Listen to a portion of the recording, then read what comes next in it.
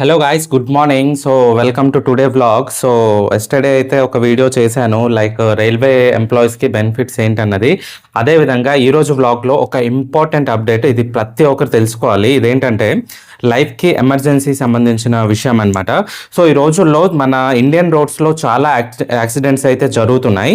So అయినప్పటికీ చాలామంది పేదవాళ్ళు ఏంటంటే వాళ్ళు యాక్సిడెంట్ అయిన తర్వాత ట్రీట్మెంట్ చేసుకోవడానికి చాలా ఇబ్బంది పడుతున్నారు.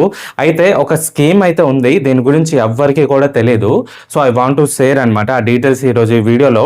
ఒక బేసిక్ అవేర్నెస్, ప్రతి ఒక్కరికి ఒక అవగాహన ఉండాలి అన్న ఉద్దేశంతో ఈరోజు ఈ వ్లాగ్లో ఈ టాపిక్ అయితే నేను మాట్లాడుతున్నాను.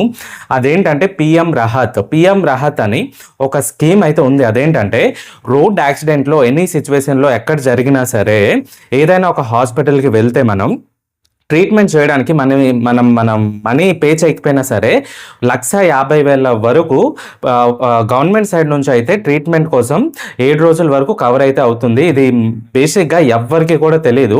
సో ఇది ప్రతి ఒక్కరికి తెలియాలి. ఎప్పుడైనా సరే మనకి ఈ రోజుల్లో మనకి హెల్త్ ఇన్సూరెన్స్లు ఉండవు, ఆరోగ్యశ్రీ ఒక్కొక్క హాస్పిటల్ ఉంటుంది, ఉండదు, అది అప్రూవల్ రావాలి, ఇవన్నీ చాలా ఇష్యూస్ ఉంటాయి. కానీ ఏదైనా కారణం చేత యాక్సిడెంట్ కనుక జరిగితే ఎక్కడైనా సరే, ఏ హాస్పిటల్కి వెళ్ళినా సరే ఈ పిఎం రాహత్ గురించి మనం అడగొచ్చు. అప్పుడు వాళ్ళు ఇలా యాక్సిడెంట్ అయి వచ్చారని ఎమ్మెల్సీ అండ్ ఏంటి అన్నది ఆ డాక్యుమెంట్స్ అన్ని గవర్నమెంట్కి పంపిస్తే గవర్నమెంట్ సైడ్ నుంచి మనకి ట్రీట్మెంట్ చేయడానికి అప్రూవల్ అయితే ఇస్తుంది.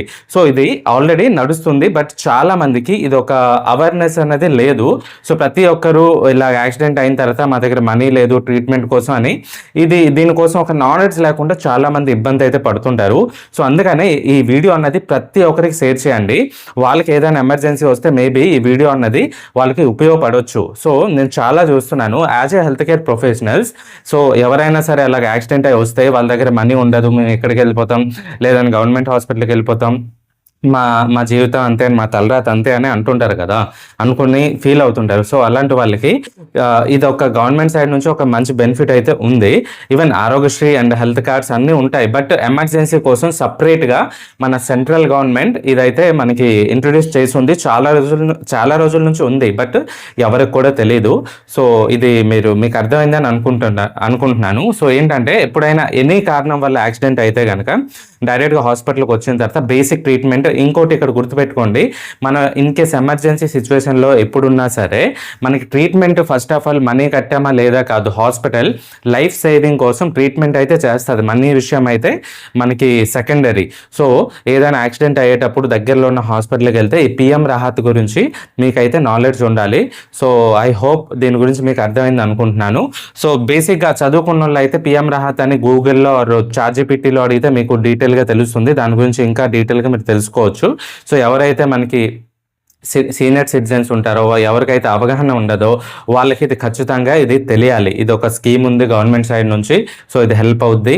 సో దీని గురించి తెలుసుకుంటే మంచిది. ఐ హోప్ ఈ కంటెంట్ అనేది మీకు నచ్చిందని అనుకుంటున్నాను.